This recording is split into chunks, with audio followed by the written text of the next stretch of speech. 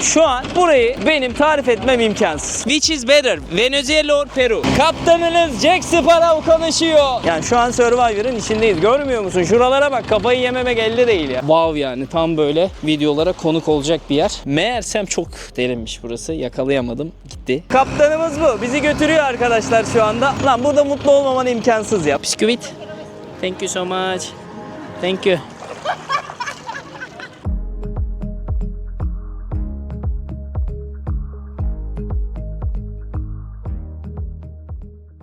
Selamlar, selamlar, selamlar dostlar. Bugün sizlere Tayland'ın en güzel ilçelerinden biri olan Krabi'den sesleniyorum. Krabi'de şu anda Onang Beach tarafındayız. Bir tane bot kiraladık ve bu botla beraber kişilik 2000 bahta, yani toplamda 4000 baht ödeyerek iki kişi ne yapacağız? Hong Island turu yapacağız. Öğlen turunu aldık çünkü konaklamaları falan böyle değiştirdik, onu yaptık, bunu yaptık derken yola çıktık. Yolda çok heyecan var çünkü Hong Island benim yıllardır görmek istediğim, gerçekten böyle görünce ulan İnşallah bir gün ben oralara gidebilirim dediğim bir ada olacak ve 3-4 tane farklı yere uğrayacağız. Mavilikleri, turkuazlıkları, yeşillikleri hepsini göreceğiz. O yüzden şu an bak video geçmeden hemen elinize telefon alın. Bir tane bu kardeşinize, ya kardeşim iyi ki bizi oralara götürdün, keşke biz de orada olsaydık diyorsanız bunu yoruma yazın arkadaşlar. Ben düşmek üzereyim. Şu anda yola çıktık.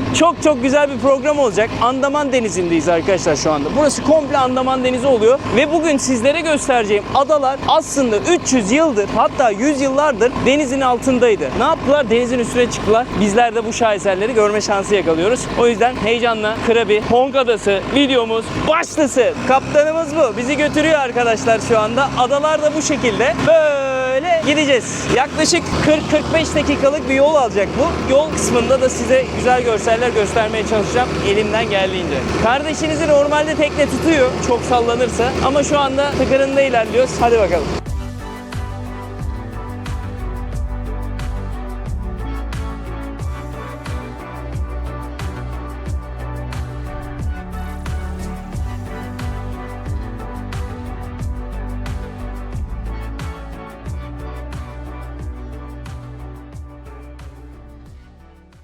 Sevgili dostlar, bakın burası Phi değil. Karıştırmayın. Burası Hong Island. Hong Island'da böyle bir lagun var. Aynı Phi'de olduğu gibi. Yıllar evvel gelmiştim, hatırlarsınız Tayland'a. O videoları da geçmişten izleyebilirsiniz Tayland videolarında. Yani şu an burayı benim tarif etmem imkansız. Çünkü yeşilin her tonunu hissediyorsun. Burada böyle oluşmuş dağlar, işte mağaralar vesaire inanılmaz güzel. Yanımızda bu şekilde tekneler dolaşıyor. Bunların hepsi günlük kiralık şekilde olabiliyor. Kimisi şöyle şık şekilde minderli vesaire günlük 8.000, işte kimisi 4.000, kimisi kişi başı 1600 ödeyerek gelebileceğiniz toplu insanların katıldığı turlar. Yani şu mağaralara bakar mısınız? Yani bunun 100 yıllar önce oluşmuş ve denizin altındayken denizin üstüne çıkmış. Tayland'da tam böyle 1000 tane ada var arkadaşlar. Bitmez yani. Hani buraları gez gez bitiremezsin. Öyle lagunlardan bahsediyoruz. Şu anda da içeride dolaşıyoruz bu şekilde. Tabii tur bizim kendi özel turumuz olduğu için istediğimiz zaman kalabiliyoruz, istediğimiz zaman gidebiliyoruz. Bu şekilde.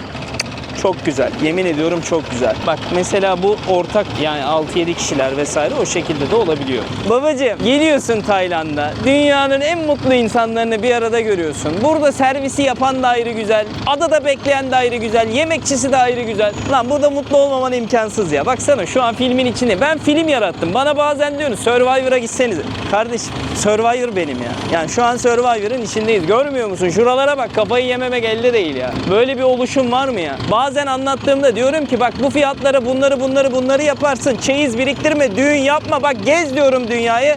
Sen bana diyorsun ki çeyizsiz oluyor abi, işte oluyor. Yani oluyor. 33 yıldır oluyor, 34 yıldır oluyor. Bir şekilde keyifli şekilde yaşayabiliyorsun. Sen de yapabilirsin. O yüzden paranı böyle çarçur etmek yerine ayda 5-10 lira kenara at ya. Ben ne yaptım senin için? Beni de gezdirini oluşturdum. Bak Phuket kartı var Tayland'da. Git al onu. Orada anlattık her şeyi. Diğer ülkeleri de gezmek istiyorsan yine beni de gezdirinde bulabiliyorsun. Bizzat benle Deniz yarattık bunu. Türkiye'nin en çok gezen iki insanından bir tanesiyiz. Seyahat videoları çekiyoruz. Sizlere daha iyi hizmet verebilmek için ve şu anki fiyatı 375 TL. Bak yanlış duymadın. Şu an tavuk döneri alamıyorsun o fiyata. Buradan gezi kartı alabiliyorsun. Daha ne yapalım sizler için? Bak bunları an be an anlatıyoruz. YouTube'da anlatıyoruz. Instagram'da ayrı anlatıyoruz. Her yerde ayrı anlatıyoruz ki sen gel gör buraları diye. Başka hikayeler yarat diye kendine. Çünkü yarın bir gün Allah korusun toprağın altına gittiğinde hiç mal mülk götüremeyeceğim. Ben demiyorum ki sana tüm paranı gel gezi harca. Ama biriktir, sigara içme, ne bileyim kötü alışkanlıklar elde etme, kumar oynama. Bak bunlara binmek şu an kişi başı 2500 lira ya. 2500 liraya şu anda bir şey yapamazsın tatil amaçlı.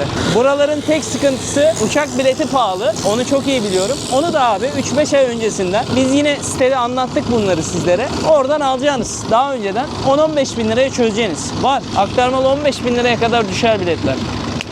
Gezelim. Şimdi Hong Island'ın içine doğru gideceğiz. Hep böyle Instagram'da görmüşsünüzdür. Böyle ağaçların arkasında beyaz kumla böyle güzel bir mavilikler, denizler çıkar. Oraya gideceğiz. İnşallah su yine böyle şey olmamıştır, çekilmemiştir. Çekildiğinde çok kötü oluyor çünkü. Şansımız artık. Hadi iyi seyirler, devam.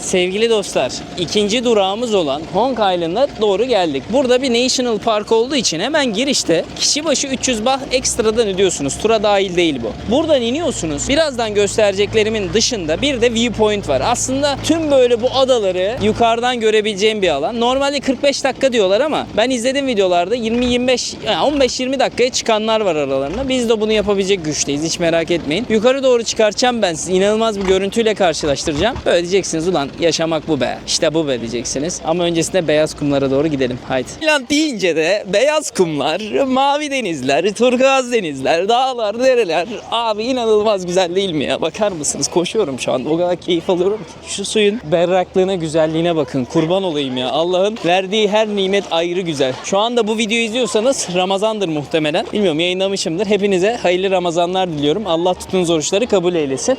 Çok güzel ya. Arkamda az önce tanıştığım şey vardı. Perulu işte, ondan sonra Venezuelalı arkadaşlar vardı. Onların fotoğraflarını, videolarını çektim. Şöyle bir yerde yüzme. Gerçekten büyük bir şans. Buradan devam ediyor arkadaşlar. Oradan devam ettiğinizde tekrardan diğer tarafları da görebiliyorsunuz. Burayı dolaşacağız. Buradaki güzel o viewpoint'i göreceğiz. Böyle güzel bir aile. Vamos! Viva la Venezuela, Peru, Italia, everywhere. Everywhere. Venezuela. Peruano. La gente de Machu Picchu. Which is better, Venezuela or Peru? Which food is better, Peruvian or Venezuela? Peru. Ceviche. Ah. No, the best dish is in Venezuela. Ah, in Marbella, in Spain. Oh, one day, hopefully. I'm influencer. I do videos for travel. What is your name? Cesar Yılmaz. Cesar Humas. Cesar Yılmaz. She also influencer. Who? Oh, who? Francesca. My niece. Your niece, She's influencer. not your daughter. My daughter is her. Oh, mashallah, you are so young. And this is my granddaughter. And this is my Granddaughter. husband. Oh, This is my aunt. you have beautiful family. Beautiful family. Thank you very much. Turkey. The canal de Turkey. César, what? Cesar, I can't show you. No, I don't. You don't have ¿Cuál es internet. tu contraseña? Okay. Cesar Human, yo. Cesar, ha? Human. Cesar Human. Human? No tengo. Surname. Ha, Yılmaz. Eh? Yılmaz. Yılmaz. I'm gonna bring my. One second. I like Okay. César, ¿quieres?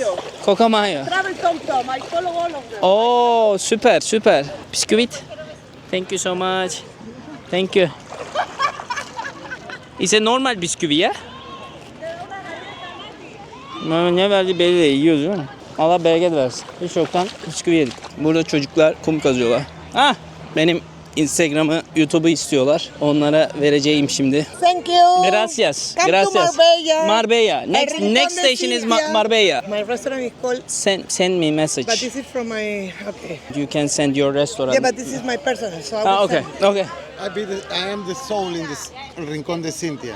Rincón de Cintia. I'm the chef, so I'm the soul. Oh, so you do Peruvian food or Just Peruvian? Pisco Okay. sour, ceviche. Ceviche. Okay, I like ceviche. Welcome, Thank you. come Thank you. close to us. Thank you. See you. Bye bye. Çok güzel insanlar ya. Latinler bambaşka. Hep söylüyorum bak, videolarda hep size diyorum ki dünya bir yana, Latinler bir yana. Bunun da başlıca sebebi bak, dostluğu görüyorsun. Şimdi ben burada denize girsem, bambaşka ırklardan birileri yanıma gelse bu kadar sıcakkanlı, paylaşımcı, davetkar olmuyorlar. Siz de az çok artık videolarda anladınız benim konuştuğum insanlardaki samimiyeti vesaire. O da bu işin bir parçası. Aa, bu nasıl bir görüntü ya? Biz neyin içindeyiz şu anda? Allah aşkına bir bakar mısınız?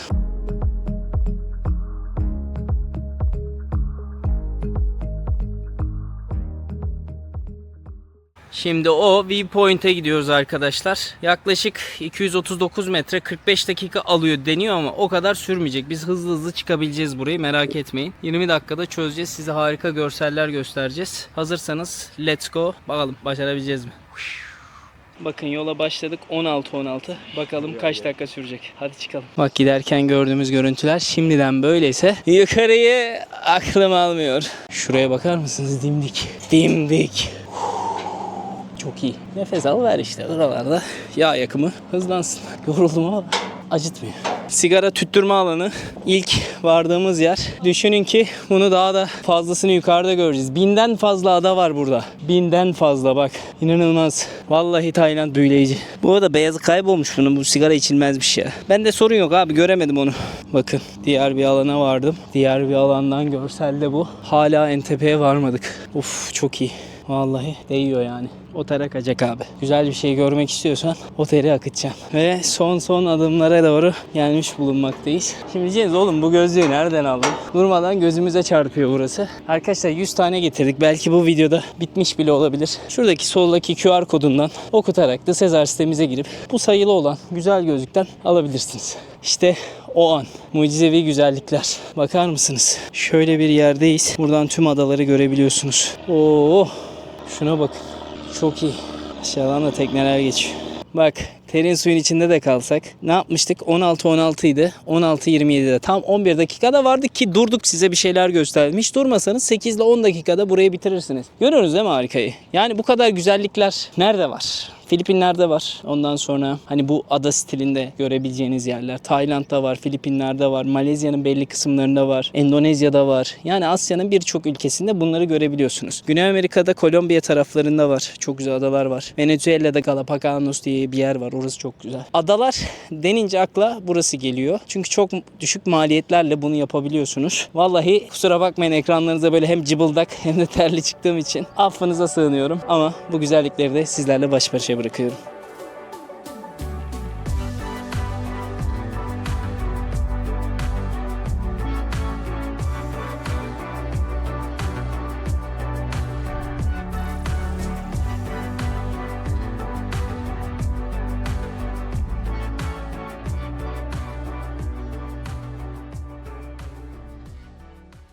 Mükemmel bir yolculuğu tamamladık. Zaten burası da 4.30'da kapanıyormuş. Haberiniz olsun. Geldiğinizde öğleden sonra 4.30'da kapanacak ama üstünden atlayabiliyorsunuz. Bir şey olmuyor zaten. Ya şu manzaranın güzelliğine bakın. Öf! Kaptanınız Jack Sparrow konuşuyor. Son rotamıza doğru yola çıktık arkadaşlar. Harika bir güneş vücudumuza değerken buranın Ladin denilen kısmında yüzmeye gidiyoruz. Güneşin yavaş yavaş çökmesiyle beraber ne yapacağız? Böyle gün batımında izlemeye gideceğiz. Çok da güzel olacak. Bize şimdi bir de karpuz verdiler. Botun içinde dahil bu karpuz da var. Karpuz da yiyebilirsiniz. Böyle yolculuk devam ediyor. Dostlar Ladin'e geldik şimdi. Anladığım kadarıyla adamla tam iletişimde kalamıyoruz ama 30 dakika buradayız. Burada yüzecekmişiz. Şimdi adaya doğru yürümeye başladık. Böyle sağı solu güzel gözüken ama güneşin gelmediği bir ada şu anda. Çünkü saatler şu an 5'e 10 geçiyor. Tarihi de söyleyeyim ben size. Tam kafanızda oturmuş olsun. Şu anda 21 Şubat tarihindeyiz. Ona göre planlamanızı yapabilirsiniz. Yüksek sezon diye geçer. Oteller pahalı. Biz Airbnb üzerinden uygun fiyatlı yerler bulduk. Sizler de o şekilde değerlendirebilirsiniz. Çünkü Onang bölgesinde günlük şu anda 5-6 bin liradan aşağı otel bulmak çok çok zor. Daha önceden tutarsanız tabii daha ucuzlar. Geldik böyle nasıl gelmiş? Hayda, o videolarda, filmlerde gördüğümüz en ünlü yere doğru geldik. Ulan şuraya erken saatte gelmemiz lazımdı ya. Tüh, ilk keşke buraya bizi getirseydi. Çok ünlü bir yer ve şu anda su çekilmiş arkadaşlar. Normalde su böyle olmuyor. Oha çok güzel hazırlamışlar bakın. Çok iyi. İşte bazı firmalar var. İyi bir para verirseniz 8-10 bin TL civarı, 10-15 bin TL civarı böyle yerler ayarlıyorlar size. Lan keşke biz de bundan alsaymışız ama öğle turu bunun çok mantıklı değilmiş. Şu an bunu daha iyi anlayabiliyoruz. Gelecekseniz Hong Adası'na sabah turuna gelin. Özellikle sabah 9'da başlar, öğlen 2'ye kadar sürer. Mutlaka burayı değerlendirin. Çünkü burası çok özel bir yer aslında. Çok da güzel bir yer ama ışıktan dolayı maalesef size bu kadar gösterebiliyorum. Ben stok videolarda bulursam koydurayım arkadaşlara. Esasında görmüş olun. Yani baktığınızda Rayleigh Beach'i de şu an bu Ladin'i de çok iyi göremedik. Ama aslında burası wow yani. Tam böyle videolara konuk olacak bir yer. En azından kardeşiniz geldi. Çekiyor. Ona istinaden bir tane de like atarsanız seviniriz. Böyle olmuş. Nasip böyleymiş. Her şeyin bir sebebi var bu hayat. Şurası da şöyle bir mağara gibi bir yer var orada. Burada oturup sabaha kadar sohbet edebilirsiniz. Yarım saat dedi bize. Yarım saat sonra tekrar yola çıkacağız dedi. Hatta şnorkelle yüzebilirsiniz isterseniz dedi. Bakalım.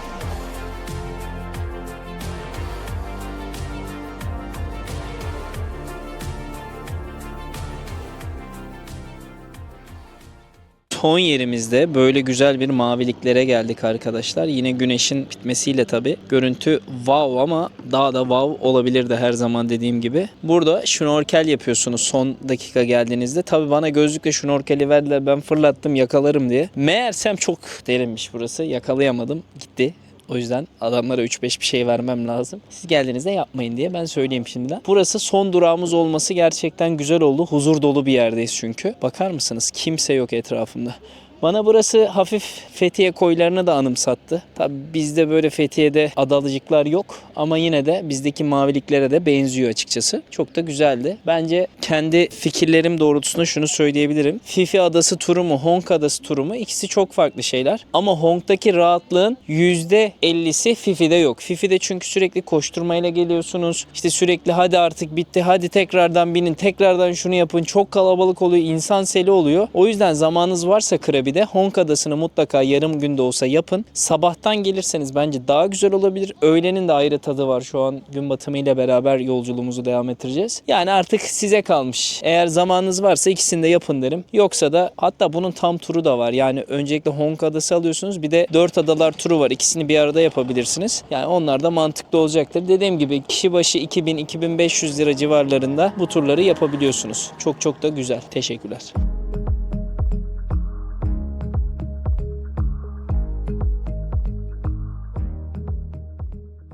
Dostlar, akşam yemeğine geldik. Son yerimiz Kikuzuki denilen bir yerdeyiz. Ramen söyledik. Böyle peynirli ve somonlu bir sushi ve aynı zamanda Japonların en ünlü eti Wagyu'yu söyledik. Ama bu şekilde söylüyor. 7-9 parça geliyor. Alamadım şimdi.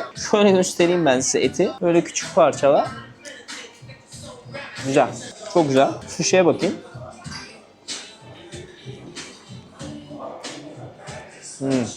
Bu da çok başarılı. Burada da bir tane ramenimiz var etli. Şurada yumurta var, suyu var böyle. İçinde soğan falan var. Oo, suyu çok güzel. Bunları yiyeceğiz şimdi. Bizlere afiyet olsun. Size de iyi seyirler. Videomuzu birazdan bitireceğim.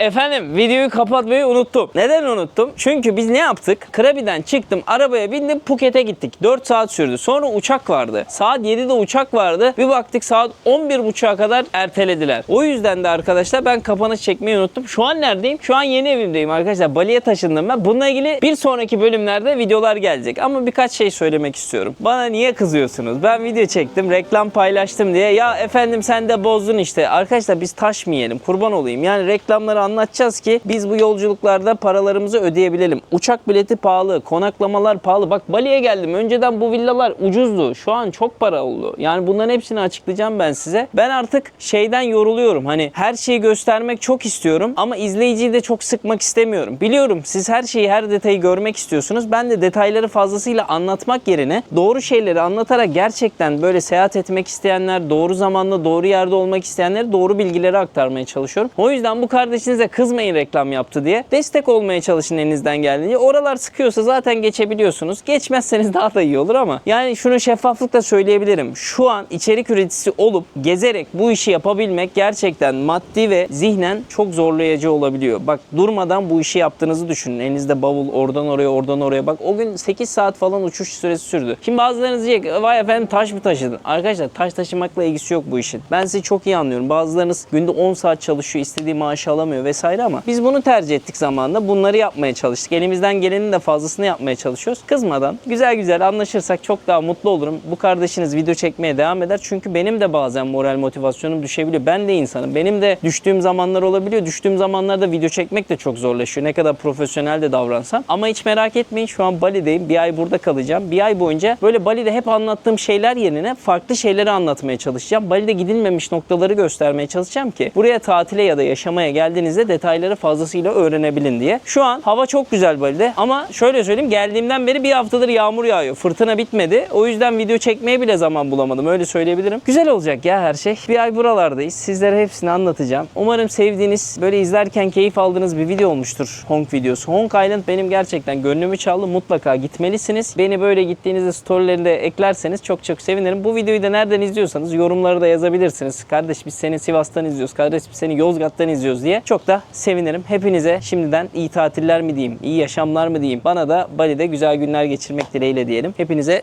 sevgiler arkadaşlar. Hoşçakalın.